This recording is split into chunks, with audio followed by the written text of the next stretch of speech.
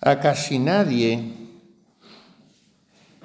y al que encontremos así nos resulta extraño, a casi nadie le gusta el rincón. A San José le gustaba el rincón. Era su sitio, se había identificado, sintonizado con esa actitud humilde, discreta, de sombra, de silencio, de protección eficaz, pero sin dejar la firma.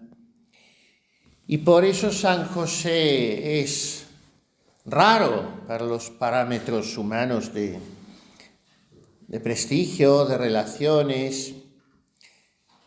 Fijémonos que así como son 7 las palabras de Cristo en la cruz, son solo 7 las palabras de María en el Evangelio. Solo 7. La primera, la del diálogo con el ángel, Quomodo fiet istus quoniam virum non cognosco. ¿Cómo será esto? Pues no conozco varón. Después sigue dialogando con el ángel, y aquí la esclava del Señor. Después vienen sus palabras en Caná, no tienen vino, y la última palabra es esa en Caná: haced lo que Él diga, todo lo que Jesús os diga. Ese es el testamento de María. No habla más. En los 3 años de vida pública de Jesús, en su pasión, al pie de la cruz, María no habla. 7 palabras, como 7 saetas de luz. Pero San José bendito, ni una. Nunca le oímos hablar en el Evangelio. ¿Y qué habría sido sin él? Es el que sostiene todo, el que da cobertura, seguridad, amparo, hasta blindaje moral. Porque sin San José, la Santísima Virgen, horroriza solo decirlo, podría haber sido lapidada como una adúltera. San José protege todo esto porque ora. Imaginen cualquiera de ustedes que les pasa lo que a San José. Que su prometida, que es lo que era María, porque todavía no era plenamente esposa en el sentido de los esponsales judaicos, porque no había sido conducida a casa del esposo, pero una prometida ya tiene la pulserita de pedida y ya se ha tomado el chocolate en casa de los padres, en fin, la petición de mano. Y ahora tu prometida, que era una criatura purísima, fidelísima, intachabilísima, ahora de repente está encinta y imaginemos eso, la papeleta para cualquiera. Entonces hablamos de las dudas de San José. Qué feo suena eso, porque solo principiar a dudar de María ya es chirriante. Pero hablamos también de las luchas de San José. En fin, hay 3 versiones, 3 interpretaciones del hecho a nivel psicológico desde el alma de San José. José se encuentra con que su desposada está encinta y entonces se pone en lo peor, piensa que eso es obra de otro hombre y tiene un primer movimiento de repudiarla y por lo tanto de infamarla y por lo tanto de denunciarla y de que sea lapidada. Porque bastaba una palabra del varón en una sociedad tan misógina para decir: yo aquí no he tenido nada que ver y me encuentro con esto. Bastaba esto para la lapidación. Recordemos el caso de la mujer adúltera. Ha sido sorprendida, bueno, aquella ya fue demasiado novelesco, porque ha sido sorprendida en flagrante delito de adulterio. ahí mejor no seguir pensando lo que se habrían encontrado. Pero María no había sido sorprendida en nada, pero ahí estaba el efecto. Entonces, primera posición, San José se pone en lo peor, lo cual era lo razonable. Segunda posición, exageradamente buenista y casi angelista. San José desde el primer momento comprende que como María es santísima, aquello viene del cielo y no sabe cómo, y entonces, de todas maneras, como él no ha sido informado por el cielo, pues decide denunciarla en secreto para dejar a salvo su fama, porque él, bueno, eso es la posición exagerada, digamos. Y hay una vía media a la que se adhieren muchos padres de la Iglesia, incluso San Agustín, San Jerónimo, más modernamente San Francisco de Sales, que es la siguiente. San José no puede creer, porque es que solo decirlo da, como digo, escalofríos, que María sea una adúltera. No puede creer eso.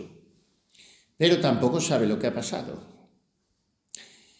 Y como no puede culparla a ella, porque psicológicamente le resulta imposible, pero tampoco tiene una absoluta certeza de su inocencia, pero a nivel subjetivo, en lo que él la conoce, es imposible. Aquí ha pasado algo. Yo no sé lo que es. Como yo no sé lo que es, me retiro prudentemente y que Dios actúe. Esa vía media, esa segunda posición que no se suele explicar al hablar de San José, es, a mi entender, y como digo, no hago más que seguir el parecer de muchos padres de la Iglesia, la más verosímil. Y esa postura queda disipada con el anuncio del ángel, otra vez Gabriel en escena. José, hijo de David, salutación solemne, nombre y apellido, linaje.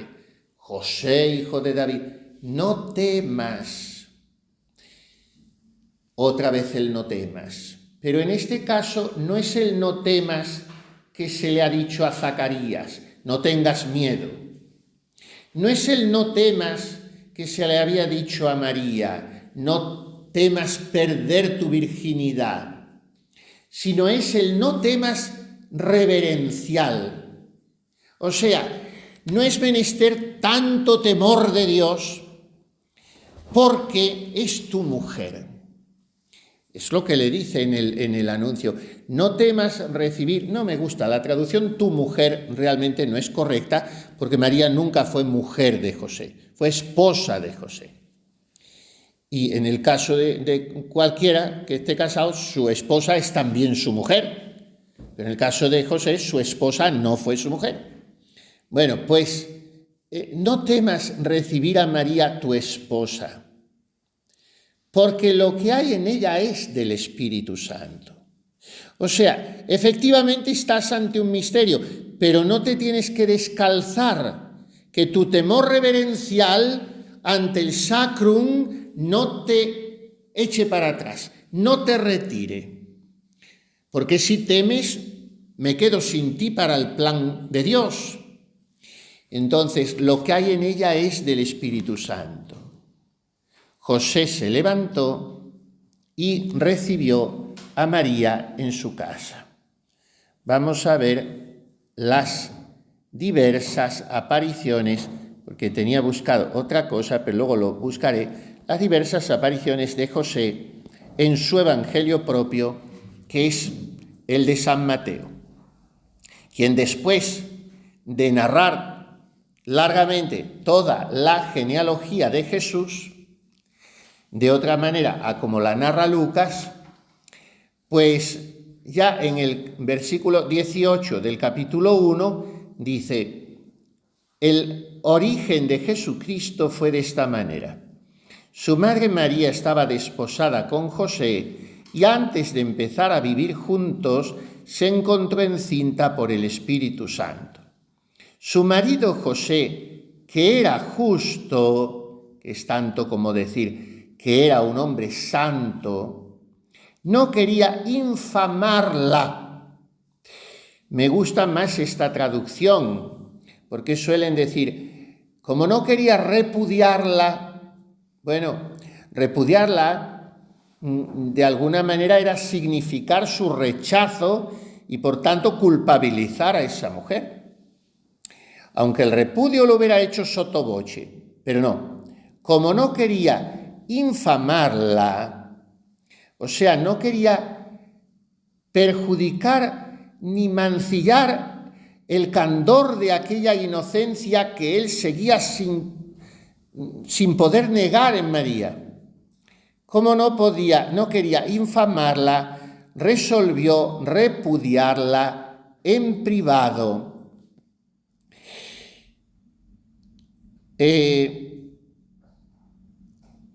Nollet ean traducere, no quiso como despedirla, traducere, sacudirse eso, voluit occulte dimittere eam, quiso ocultamente separarse de ella. Esto es lo que hace José. E caute meo cogitante, y pensando en esto, pensando él mismo en estas cosas, he aquí que el ángel del Señor se apareció en sueños a él, diciendo, y aquí el anuncio solemne de Gabriel, como digo, con nombre y apellidos. José, hijo de David, no temas accipere Mariam conjugem tuam. San Jerónimo en la Vulgata no dice ni mujer ni esposa, sino a tu cónyuge. O sea, aquella con la que vas a caminar toda tu vida en una misma dirección. Esto es cónyuge, bajo el mismo yugo. Los dos bueyes que van y que viven aquello de Antoine de Saint-Exupéry en El Principito. Amar no es mirarse el uno al otro, es mirar ambos en la misma dirección. Esto es ser cónyuges. Por tanto, no temas recibir a la compañera de tu vida, esto es, porque lo que en ella ha nacido, dice la Vulgata, o sea, era todavía solo concebido, pero la concepción ya es una vida. Ya había nacido la vida en María, de Espíritu Santo est. Parirá un hijo, y le llamarás por nombre de él Jesús.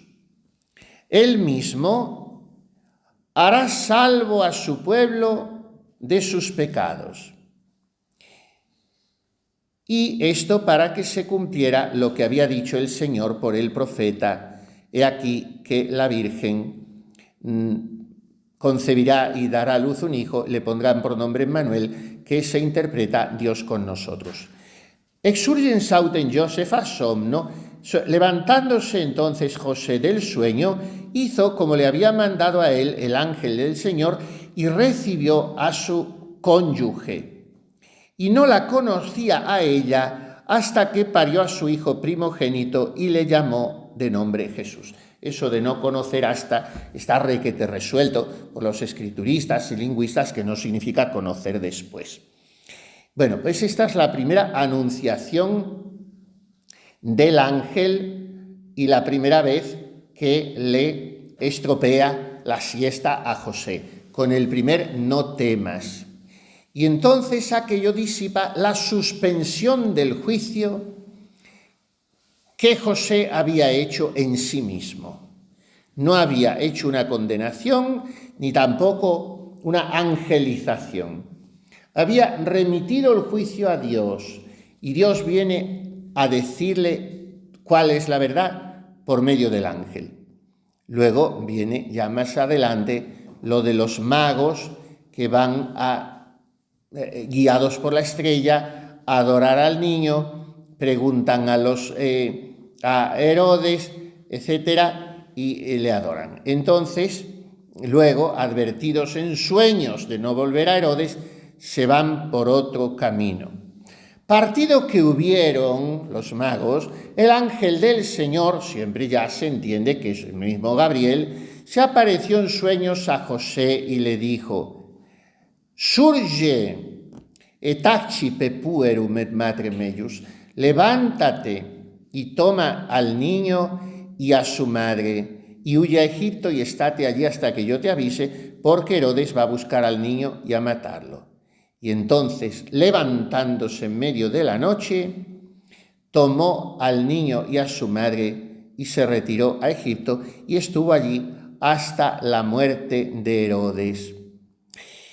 Y más abajo, ya estamos en el capítulo segundo de San Mateo, después de la matanza de los inocentes, el que los había masacrado, Herodes, muere. Mateo 2:19. Defunto autem Herode, he aquí que el ángel del Señor se apareció en sueños a José en Egipto, diciendo las mismísimas palabras de antes: levántate y toma al niño y a su madre y vete a la tierra de Israel, porque muertos son ya los que buscaban la vida del niño. Y levantándose, tomó al niño y a su madre y vino a la tierra de Israel. Bien, son las tres apariciones en plena noche del ángel a San José.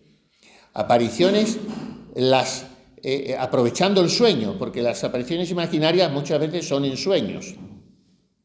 Y de estas tres apariciones podemos sacar lo siguiente: las mismísimas palabras que a San José, para que tengamos nosotros la misma actitud que a José, nos dice nuestro ángel custodio.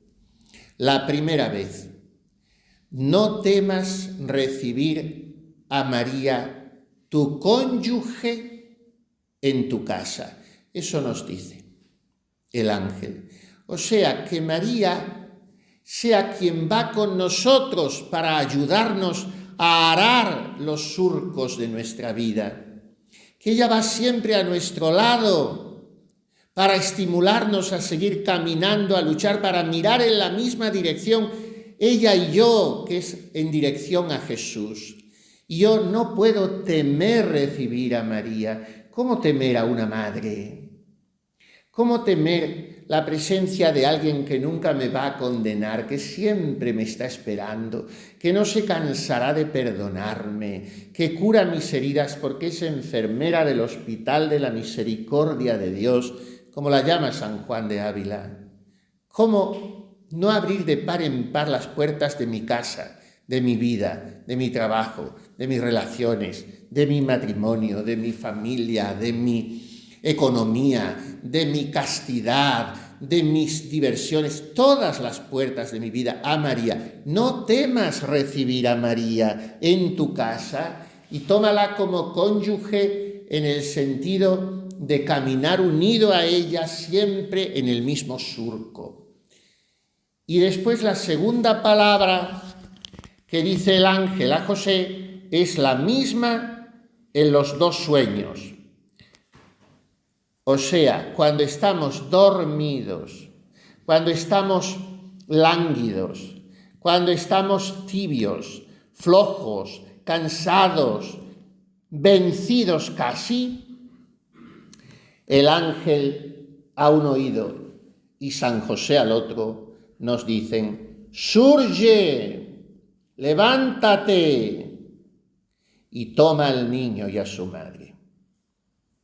Esa es la anunciación para mí, que yo no puedo dejarme vencer, dejarme caer, dejarme desmoronar, aburrir, cansar, aflojar, sino que tengo que levantarme. El otro día estaba yo leyendo la vida de la beata Ana de Jesús, que acaba de ser beatificada. Entró aquí monja en San José de Ávila, de las primeras de Santa Teresa, una figura excepcional, una mujer colosal. Y luego fue fundadora en Beas de Segura, en Granada, en Madrid. Volvió a Salamanca, que era su convento al que había ido desde Ávila. había tratado muchísimo con Santa Teresa, compartió celda con ella y todo en Salamanca porque no había celdas suficientes, lo sabía todo de Santa Teresa y se querían entrañablemente. Y ya cuando se quedó sola, pues se dedicó a fundar por España y luego la mandaron a fundar a Francia y Bruselas. Una mujer impresionante. Ana de Jesús de Lovera, de Medina del Campo, pero recriada en Plasencia y se le notaba la fortaleza extremeña. Total, que entonces desde niña, como era muy piadosa y un angelical, pues tomó la costumbre de cuando se despertaba por la noche, poco se despiertan los niños, pero vamos, yo he empezado a despertarme a los 40 y tantos años, antes de un tirón, pero bueno, pues cuando se despertaba por la noche tomó la costumbre de echarse al suelo y rezar una Ave María. Mire que cuesta, sobre todo si es invierno, si hace frío, si quiere, pues siempre. Yo fui 8 años párroco en un pueblo de Extremadura perteneciente a la diócesis de Toledo y conocí yo en muchas cosas, en el clero, en los frailes, en las monjas, en los obispos. Yo he conocido a los últimos de Filipinas. Ustedes ya, los que tengan de aquí menos de 50 años, no han conocido a nadie porque ya después fue el diluvio en todo. En España el diluvio. Pero yo conocí a los últimos de Filipinas.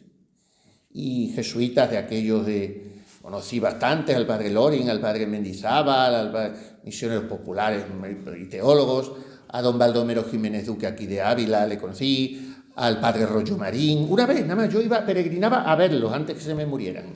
Y los conocía a todos ellos, y a unas monjazas de bandera, cuando aquellas monjas, las prioras que había aquí en Ávila, las primeras de la Madre Maravilla, todas aquellas, además de monjas, eran señoras, pero señoras de una categoría, y obispos, los que conocí. Luego ya, pues yo era un mocoso, ya eso me duró hasta que yo tenía 20 y pocos años, ya después vino el diluvio y esto es el desierto abrasado, por lo tanto ustedes no han conocido ya a nadie, no sé, como digo, los de 50 o 40 para abajo a nada. Pero yo aparte de eso he conocido pues gente de aquella del Antiguo Testamento que eran piadosísimas y que no vivían nada más que mirando al corazón de Jesús y tenían un sentido de la fe. He conocido muchas de esas, sí. Cuando no había grupos parroquiales, ni sacerdotisas que daban la comunión, ni gordas que abrían el sagrario, ni esas cosas. Eran gente que rezaba y que hacían penitencia y que eran seglares en su casa y usaban el cilicio y ayunaban los viernes y ahorraban lo que tenían para una beca en el seminario. Mujeres, eran casi siempre mujeres, porque, como digo, ¿qué haríamos sin las mujeres? ¿Y qué hubiera hecho el Señor sin las mujeres? En la pasión y en su vida pública, que eran las que le iban detrás con los sándwiches, la Susana, la de Cusa y la de otra. Bueno, pues yo he conocido muchas. Y tenía yo muchas mujeres así, muy santas, y de estarse horas ante el Santísimo y de vivir la Semana Santa. Y eran madres de familias ya mayores, a lo mejor sin tantas obligaciones. Bueno, a lo que voy. Y una de ellas la veo un día con media cara amoratada. ¿Qué le ha pasado? Isabel ya está en el cielo.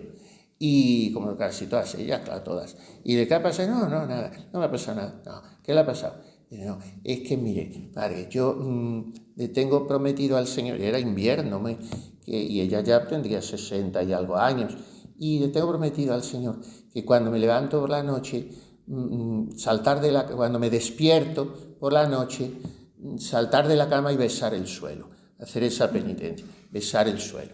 Y claro, pues al besar el suelo, medio dormida, me he dado con la mesilla y mire usted, todo esto me he hecho. La pobre, pero a mí me edificó aquello tremendamente. Digo, hay que ver las personas seglares. Bueno, pues, surge, levántate. A eso viene, a este cuento viene lo que estoy diciendo, porque somos perezosos y somos... bueno, pues lo primero es que hay que levantarse por la mañana sin regalarle al demonio esos 5 minutos que le solemos regalar, porque se los regalas y ya él tiene un capital para todo el día con esos 5 minutos, porque si te ha vencido en la primera escaramuza, y luego hay que levantarse muchas veces al día en muchas cosas, física o moral o espiritualmente, levantarse. Pero ¿cómo hay que levantarse? Mira, hay una cosa que no da pereza nunca, no da desgana nunca, siempre es agradable, que es un niño pequeño. Coger un niño pequeño, ¿quién le hace asco? Vamos, pues hay gente que puede ser tan puercoespín que ni a los niños les gustan, pero en general un niño les gusta a todo el mundo. Un bebé, y lo coges, le ves, bueno, pues por poco muchachero que seas, te da ternura a un niño. Bueno, pues eso es lo que le dice el ángel a José. Levántate, toma al niño y a su madre. O sea que yo me tengo que levantar, me cuesta mucho. Estoy tan acostumbrado a la pereza, que es uno de los pecados capitales de todas las épocas, y capital significa caput capitis, cabeza, o sea, de donde salen muchos cuerpos y muchos brazos.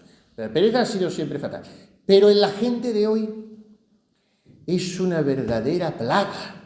Yo no sé cómo la gente, bueno, sí lo sé, cómo lo voy a saber, si es que si los crían con pastaflora, ¿cómo van a salir? Entonces, la pereza es así. La pereza no es solo no hacer nada, es hacer solo lo que me gusta. No, perezoso no, porque mire usted, para los ordenadores es un fiera. Sí, todo lo que usted quiera, pero póngale a fregar su casa. Es que pereza es todo, porque si hay que sacar la lavavajilla, pues habrá que sacarlo y hacer la cama y peinarse. Bueno, pues la gente es perezosa hoy hasta para afeitarse, porque así van. Bueno, entonces, ¿qué pasa? Que la pereza es difícil de vencer, porque es un pecado capital que además crea hábito, no, crea vicio. Pero siempre me podré levantar con la ilusión de tomar al niño y a su madre. Eso es lo que me hará levantar. Pensar en que voy a estar con ellos y en que ellos me van a acompañar y van a ser mi vida.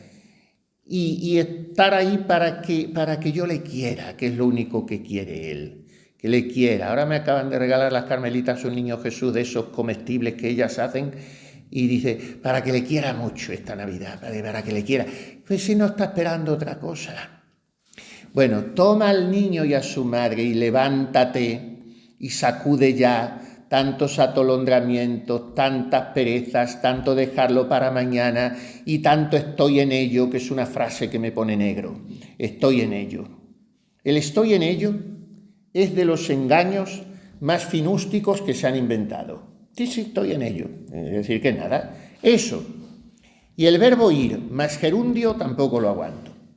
Vamos viendo, iremos hablando, vamos haciendo. Eso es muy catalán y muy valenciano. Vamos haciendo.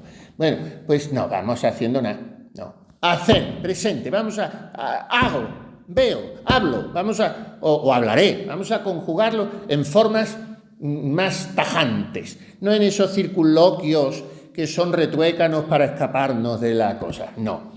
Entonces, si San José hubiese oído al ángel, surge, et accipe puerum et matre meius, y le dice al ángel, sí estoy en ello, pero a lo mejor no conviene precipitarse, porque vamos a ir viendo, ¿no? Vamos a ir viendo cómo se desarrolla la cosa y, bueno, nos reímos, pero somos así al pie de la letra, porque a nosotros nos ha dicho más de 4 veces nuestro Señor, levántate, sí, tranquilo que vamos a poquito a poco, sí, si no me pongo nervioso, y ya está, y así son nuestras cosas, y así se nos pasa la vida. Y entonces en José hay que admirar la diligencia y la devoción. La devoción. Es que esta persona es muy devota. ¿Qué va a ser devota? Esa persona lo que es rezona, por no decir beata. Muy poca gente aplica bien la palabra devoción. Porque devoción no es el gusto por las cosas de Dios. No es ni siquiera la piedad de quien reza mucho. Según Santo Tomás de Aquino, devoción, que es una parte de la virtud de la religión, que es la virtud más importante después. Santo Tomás de Aquino enumera 54 virtudes de la Suma Teológica. Las 7 principales, esas son incontestables. Las 3 teologales, fe, esperanza y caridad. Las 4 cardinales, prudencia, justicia, fortaleza y templanza. Esas son infusas todas. Ahora, las que ya nosotros tenemos que ir trabajando, ya son las demás. Y la siguiente, que es casi teologal también, es la virtud de la religión, que es la que nos religa con Dios. O sea, la virtud que nos impone dar a Dios el culto que le debemos en justicia. Esa es la virtud de la religión. Y la virtud de la religión tiene muchas manifestaciones: el voto, el juramento, el culto, la oración, la adoración. Y una de las manifestaciones es la devoción. ¿Qué significa devoción según el Aquinate? La prontitud de la voluntad en lo tocante al divino servicio. Esa es la devoción. La de María. Se puso en camino a la montaña con festinazione, a prisa, con festinazione. Hay unos relojes por ahí buenos, suizos o no sé qué, que se llaman así, festina, date prisa. Y hay otra antigua sentencia latina, muy sabia, festina lente, date prisa lentamente. O sea, vísteme despacio que llevo prisa. Bueno, pues esto es la devoción, la prontitud de la voluntad en lo que toca al divino servicio. Se acabó, hasta aquí. Dios me lo pide, pues se acabó, aunque me cueste, aunque no pueda, aunque reviente, aunque me muera, decían los santos. Y para mañana no se deja, porque cada vez que lo dejas para mañana te haces cuervo, decía San Agustín esta mañana. Cras, cras, cras, que en latín es mañana. Miren, hay que tener mucha devoción a San Expedito. San Expedito es un santo mártir romano. Se le suele venerar junto con San Pancracio, son milagrosos los dos, y en fin. Bueno, pues está vestidito de romanito, San Expedito, con su faldellín, su cosa, su coraza, su palma de mártir y una cruz. Y en la cruz está escrito odie, odie, que significa hoy. ¿Por qué está en ese plan San Expedito? Era, como digo, un soldado romano que estaba pensando en hacerse cristiano. Y veía ya, tenía visto todas las ventajas de bautizarse, pero claro, si me bautizo es un antes y un después. Ya después del bautismo, pocas bromas, porque como veíamos ayer, no había confesión auricular todavía y las penitencias eran serias. Entonces yo me tengo que bautizar. Yo ya he comprendido que este Jesucristo es el único Dios y que yo tengo que ser su discípulo y me voy a bautizar, pero no conviene precipitarse. Yo estoy en ello, pero vamos viendo. Ese era Expedito.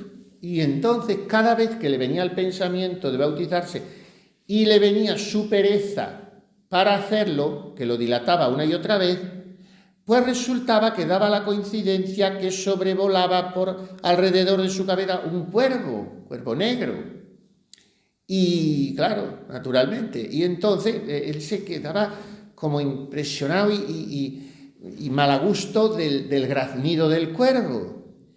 Y así otro día le venía el Espíritu Santo, claro, tengo que bautizar, sí, pero no tan pronto, voy a ir dejando, mañana, y claro, y el cuervo. Y ya un día él cayó, anda, pero si cada vez que yo digo mañana me bautizaré, está el cuervo cras, cras, cras, cras, que es mañana, que es el que me lo inspira, lo mismo que el Espíritu Santo me inspira que me bautice hoy, el cuervo, que es el demonio, me dice que lo deje para mañana. Y entonces se sacudió la modorra San Expedito y con una gracia fuerte del Señor contestó, odie. Por eso tiene en la cruz escrita esa palabra, odie, y fue bautizado y al poco tiempo fue mártir. Bueno, pues San Expedito se le invoca para abogado en los casos urgentes, cuando te corre prisa algo, no dejarlo para mañana, que es lo que nos pasamos la vida haciendo.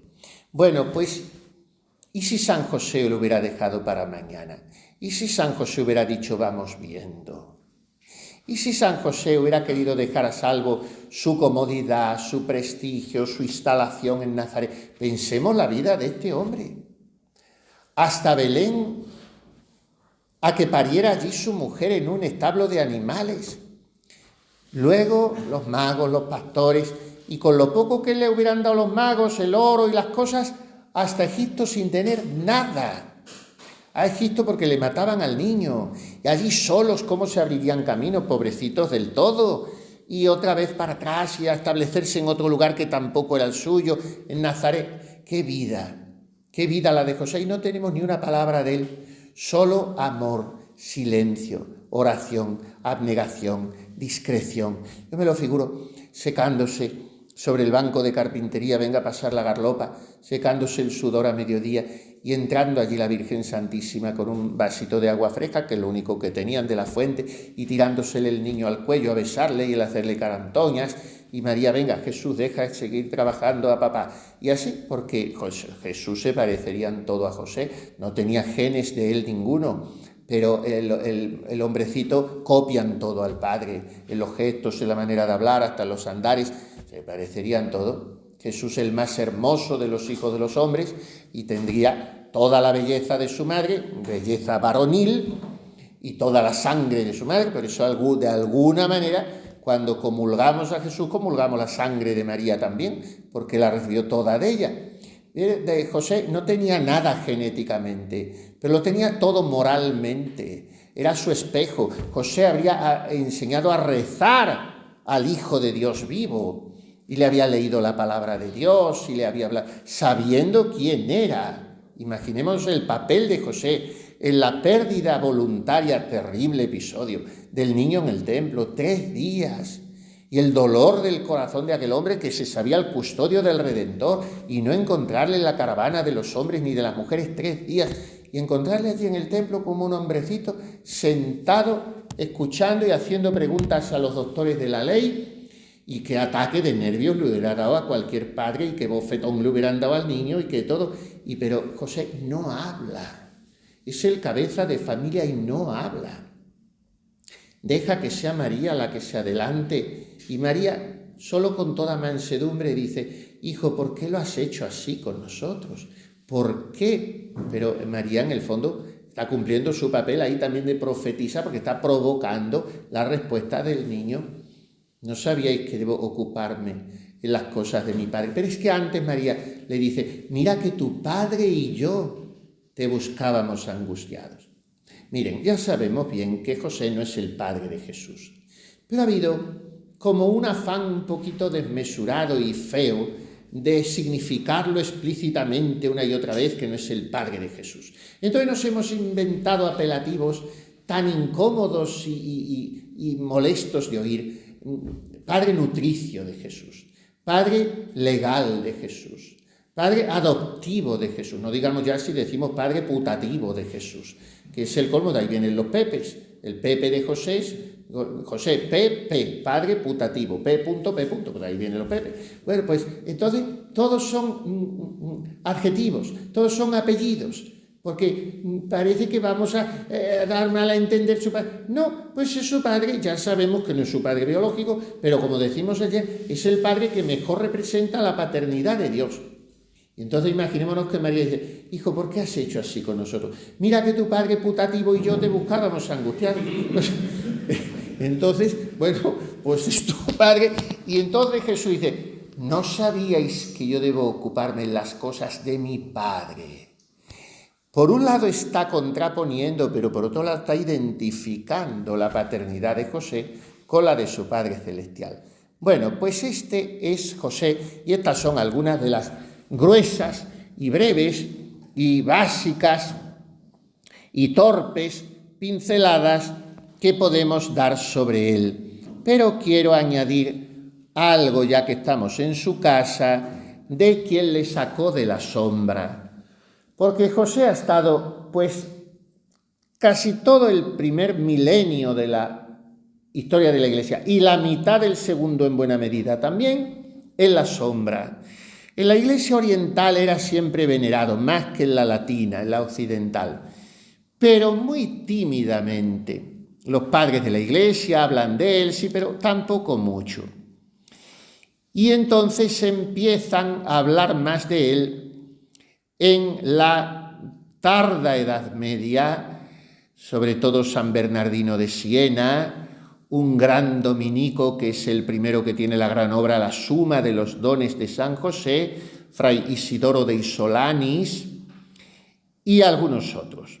Pero la gran propagandista, la apóstol sobre todos los otros de San José, la que le saca de la sombra y le coloca en el candelero de la Iglesia y la que hace que San José empiece a ser el patriarca universalmente reconocido y y rogado por el pueblo de Dios, es Teresa de Jesús.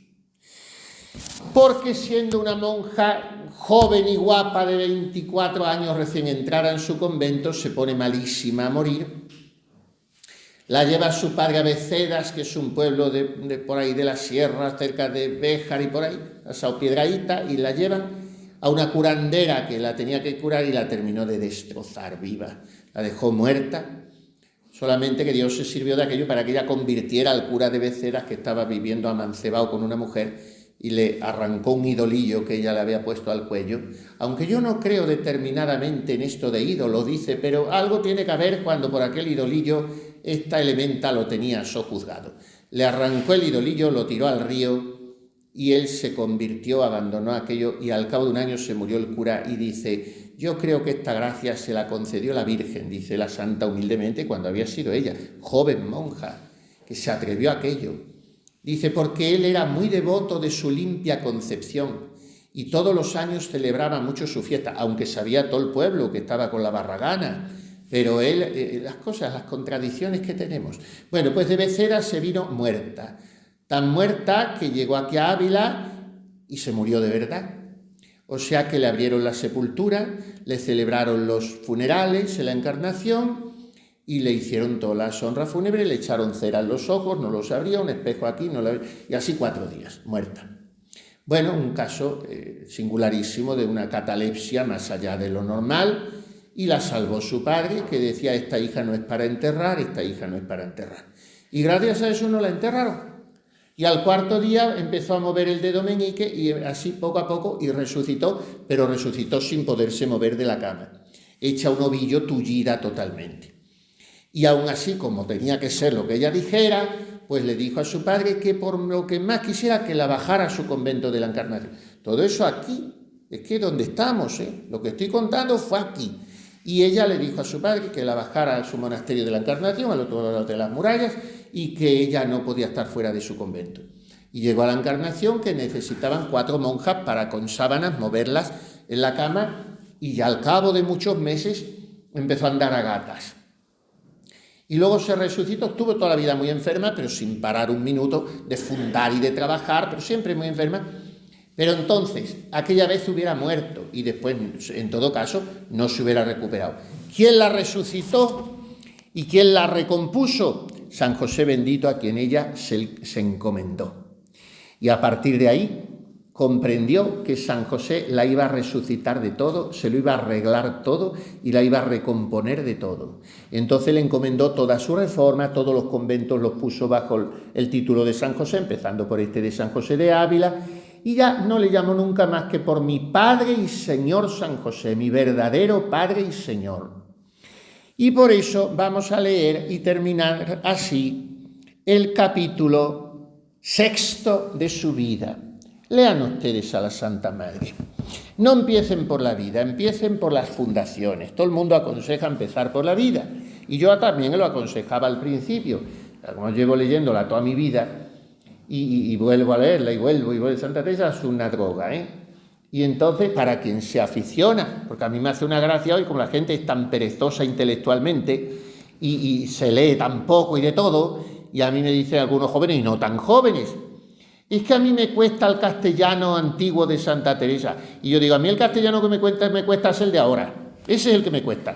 El ok, el vale, el venga, eso hemos reducido la lengua de Cervantes a esas 4 estupideces. Y a mí el castellano que me gusta es el de Santa Teresa. Es verdad que es muy desordenada. Es verdad que hace un paréntesis y otro paréntesis, se va del tema, vuelve del tema, pero es que está hablando, no está escribiendo. Es que yo me pongo a escribir y estoy pensando que aunque no lo vaya a leer alguien, aquello salga pulido y cincelado. Ella era libre como el viento. Y ella está como en una conversación en un pueblo castellano ante la chimenea, charlando de las gracias místicas de la 7ª morada. Y entonces me he acordado de una cosa, le voy a decir, aquello que me pasó, ir desordenada totalmente escribiendo. Luego sabía dónde iba, la estructura la llevaba y la estructura la cierra perfectamente, Pero sobre la marcha es San Fray Luis de León, que tiene el prólogo a la primera edición de ella en el año 1588, dice: «Yo no conocí ni vi a la Madre Teresa de Jesús mientras vivió en esta tierra, mas agora que vive en el cielo, la conozco y veo en las dos imágenes vivas que de sí nos ha dejado, que son sus hijas y sus libros». Ahí se conoce a la santa. En sus carmelitas, cuando no son un sucedáneo o una caricatura, y en sus libros. Ahí se la conoce. Pero en los libros hay que zambullirse, hay que cogerle el gusto y te enganchan de una manera que yo, en fin, vuelvo, como digo, y vuelvo y todos los días.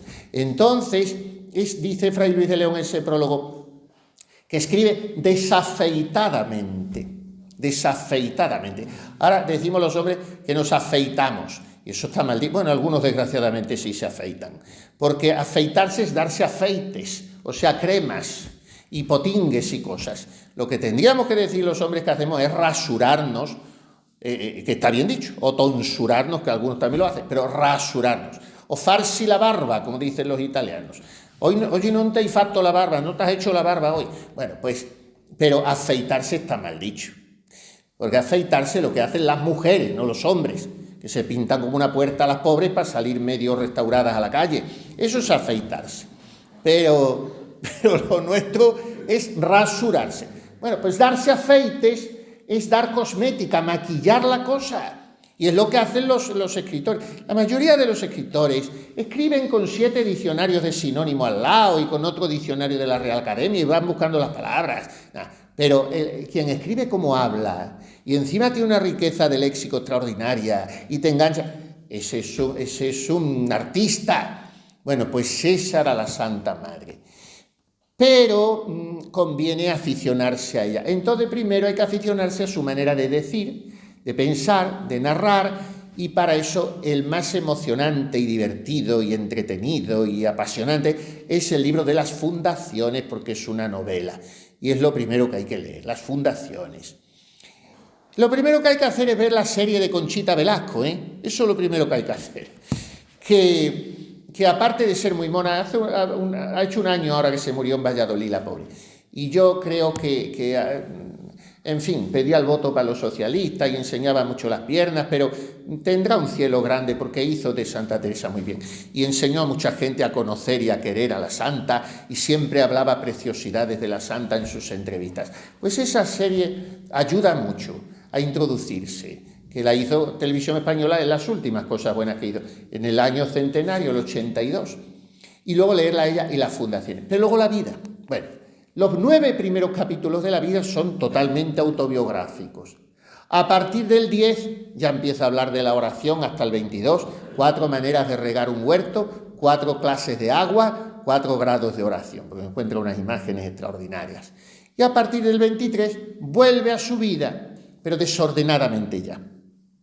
Y a partir del 30 y tantos ya cuenta la fundación de San José, que es la única que no cuenta en el libro de las fundaciones. Bueno, pero vamos al capítulo 6 de su vida, que titula así. La vida también la escribió aquí, Mejor dicho, la escribió en Toledo. La escribió en Toledo en el año 1562, cuyo primer semestre se fue a pasarlo a Toledo con doña Luisa de la Cerda, que se había quedado viuda del mariscal de Castilla, Arias Pardo, y tenía mucha pena, y se había enterado que aquí había una monja muy conversadora y muy piadosa, y la pidió, y tuvo que ir Santa Teresa a Toledo 6 meses a consolar a la señorona. Pero en Toledo se encontró un fraile amigo que hacía tiempo que no eso, Fray García de Toledo, hijo de los condes de Oropesa, muchas cosas. Se vieron en una iglesia, lo narra simpaticísimamente, y le dijo que escribiera su vida. Y total, que ella le dijo a la doña Luisa: mire, yo vengo a consolarla, a que charlemos, pero todo el día de parleta no puede ser. Así que yo por la mañana y por la tarde me deja un rato que tengo que hacer. Se iba a escribir, y escribió el libro de la vida, en Toledo. Pero luego esa primera redacción se perdió. Y entonces ella, que tenía copias o lo que fuera, lo reescribió aquí en San José de Ávila, entre los años 1564-65. Está escrito también aquí íntegro, porque las moradas están escritas aquí la mitad. El camino de perfección también está escrito aquí en Ávila entero. Y las fundaciones están escritas donde la pillaba, se llevaba los papeles, no se le olvide el baulito, el cofrecito con los papeles de ese libro, dicen las cartas. No se le olvide que lo tengo que completar, que iba para acá, para allá, a Burgos, a Sevilla, en la fundación. Bueno, pero la vida escribe aquí. Capítulo 6 de la vida. Título: trata de lo mucho que debió al Señor en darle conformidad con tan grandes trabajos y cómo tomó por medianero y abogado al glorioso San José y lo mucho que le aprovechó. Ha contado que ha venido de Beceras hecha un ovillo, que estaba muerta y que se resucitó. Y dice, 4 días. Quedé de estos 4 días de paroxismo, de manera que solo el Señor puede saber los incomportables tormentos que sentía en mí. La lengua hecha pedazos de mordida, la garganta de no haber pasado nada y de la gran flaqueza que me ahogaba, que aun el agua no podía pasar. Toda me parecía estaba descoyuntada, con grandísimo desatino en la cabeza, toda encogida, hecha un ovillo, porque en esto paró el tormento de aquellos días, sin poderme menear ni brazo, ni pie, ni mano, ni cabeza, más que si estuviera muerta, si no me meneaban. Solo un dedo, me parece, podía menear de la mano derecha. Pues llegar a mí no había cómo, porque todo estaba tan lastimado que no lo podía sufrir. En una sábana, una de un cabo y otra de otro, me meneaban. 24 años. Si no llegaban a mí, los dolores me cesaban muchas veces y a cuento de descansar un poco me contaba por buena, en fin. Bueno, di tan gran priesa de irme al monasterio que me hice llevar así. Estaba aquí, en su casa, le dijo a su padre, no, ya no aguanto más porque soy monja, al convento. Y dice, a la que esperaban muerta, recibieron con alma, mas el cuerpo peor que muerto, para dar pena verle. El extremo de flaqueza no se puede decir, que solo los huesos tenía ya. Digo que estar así me duró más de 8 meses. El estar tullida, aunque iba mejorando, casi 3 años. Cuando comencé a andar a gatas, alababa a Dios.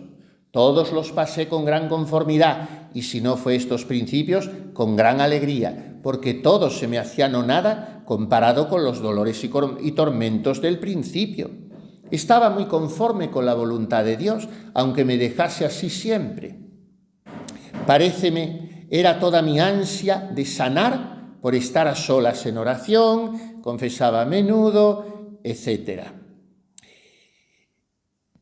No leamos el capítulo entero para no hacernos largo. Quedóme deseo de soledad, amiga de tratar y hablar con Dios, comulgar y confesar muy más a menudo y desearlo, amiguísima de leer buenos libros, un grandísimo arrepentimiento en habiendo ofendido a Dios. Y esto me fue creciendo. Sobre todo cuando se me acordaba los regalos que el Señor me hacía en la oración y lo mucho que le debía, y veía cuán mal se lo pagaba, no lo podía sufrir. Lloraba mucho, procuraba confesarme mucho, en fin. Y así, cuenta muchas más cosas, léanlo ustedes y de. Pues como me vi tan tullida y en tan poca edad, de los 24 a los 27, y cuál me habían parado los médicos de la tierra, determiné acudir a los del cielo para que me sanasen, que todavía deseaba la salud. Comencé a hacer devociones de misas y oraciones, etc. Y tomé por abogado y señor al glorioso San José, y encomendéme mucho a él. Vi claro que así de esta necesidad como de otras mayores de honra y pérdida de alma, este Padre y Señor mío me sacó con más bien que yo le sabía pedir. No me acuerdo hasta ahora haberle suplicado cosa que la haya dejado de hacer. Es cosa que espanta las grandes mercedes que me ha hecho Dios por medio de este bienaventurado santo, de los peligros que me ha librado, así de cuerpo como de alma, que a otros santos parece les dio el Señor gracia para socorrer en una necesidad. A este glorioso santo tengo experiencia que socorre en todas, y que quiere el Señor darnos a entender que así como le fue sujeto en la tierra, que como tenía el nombre de Padre siendo ayo le podía mandar, así en el cielo hace cuanto le pide. Esto han visto algunas otras personas a quien yo decía se encomendasen a él, y hay muchas que le son devotas de nuevo, experimentando esta verdad.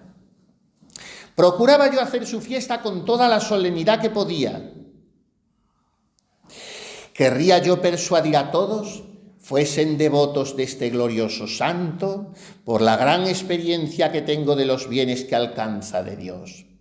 No he conocido persona que de veras le sea devota y haga particulares servicios, que no la vea más aprovechada en la virtud, porque aprovecha en gran manera a las almas que a él se encomiendan.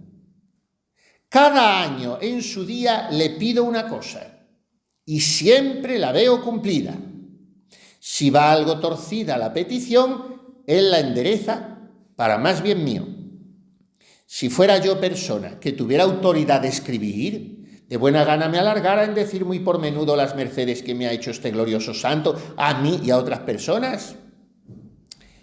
Solo pido, por amor de Dios, que lo pruebe quien no me creyere, y verá por experiencia el gran bien que es encomendarse a este glorioso patriarca y tenerle devoción. En especial, personas de oración siempre le habían de ser aficionadas, que no sé cómo se puede pensar en la Reina de los Ángeles en el tiempo que tanto pasó con el niño Jesús, que no den gracias a San José por lo bien que les ayudó en ellos. Quien no hallare maestro que le enseñe oración, tome este glorioso santo por maestro y no errará el camino.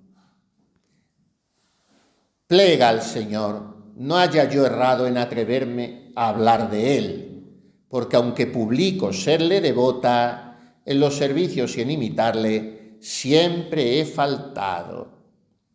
Pues él hizo como quien es, San José, en hacer de manera que pudiera levantarme y andar, y no estar tullida. Y yo, como quien soy, en usar mal de esta merced. Esta es Teresa de Jesús, y ese es José de Teresa. ¿Qué hace José con nosotros? Él hizo como quien es, o sea que no es cualquiera, nos lo ha dicho ella más arriba. Como en la tierra al niño Jesús le fue sujeto, que le daba el nombre de padre siendo ayo, qué bonito ayo, palabra del castellano antiguo, educador, tutor, el ayo, el aya de Felipe II, doña Leonor de Mascareñas, que fundó las Descalzas Reales, las ayas, los ayos, bueno, pues él, siendo ayo, que es lo único que era, educador, tutor, recibía el nombre de padre del Hijo de Dios. Por lo tanto, en el cielo también le está sujeto. Y yo en ese pueblo extremeño donde estuve, le puse en la iglesia porque no estaba. Y luego hice un retablo grande y le puse ya en el retablo. Y lo mismo que al corazón de Jesús le puse en un monumento de 15 metros en un cerro que levanté, porque al corazón de Jesús hay que entronizarle, en las casas, en los pueblos, en los ayuntamientos, en las calles del corazón de Jesús. Y allí que lo vea todo el pueblo y todo el que pasara por la carretera, y 15 metros. Y el San José lo puse en la iglesia. Y entonces estaba un día delante de él y pasa una señora y me dice, qué acuerdo, don Alberto, que son muy de pueblo y muy extremeños, qué acuerdo significa que acierto ha tenido usted, qué buen tino, qué acuerdo, como son la gente tan expresiva. Y yo, sí, ¿verdad? Claro que ha hecho usted bien, porque una cosa le voy a decir, este es el que manda en el cielo, este es el que manda en el cielo. Y otra vez estaba otra delante de él y estaba mirándolo embelesada. Y le dije yo, ¿quiere usted mucho a San José bendito, verdad? Y dice, padre, ¿tienen brazos al niño? Con eso ya me respondió, si tienen brazos al niño, claro.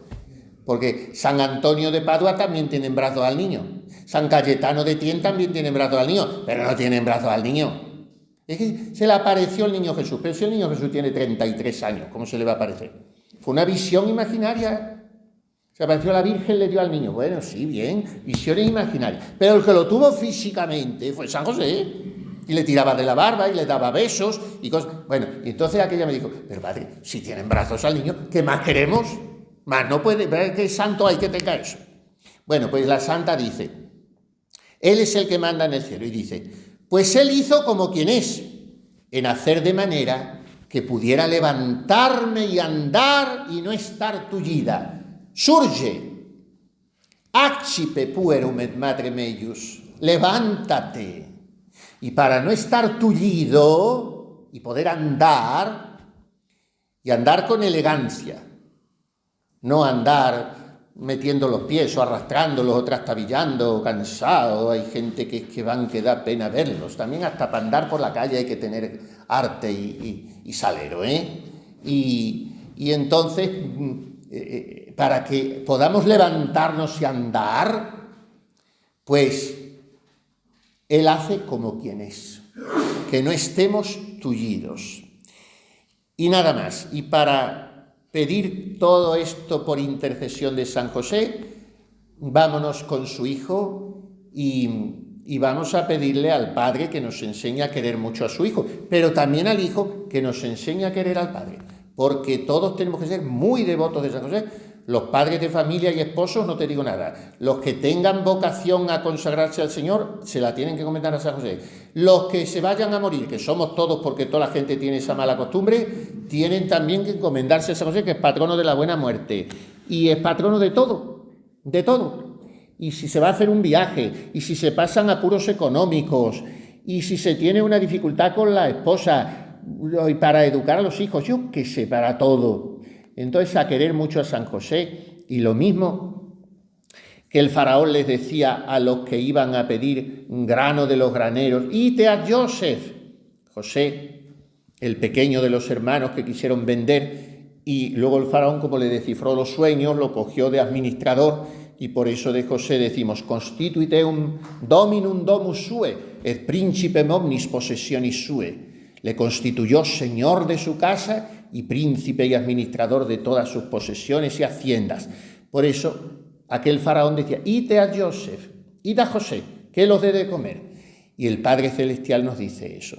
Id a Joseph, id a José, pedídselo todo, que por él lo obtendréis.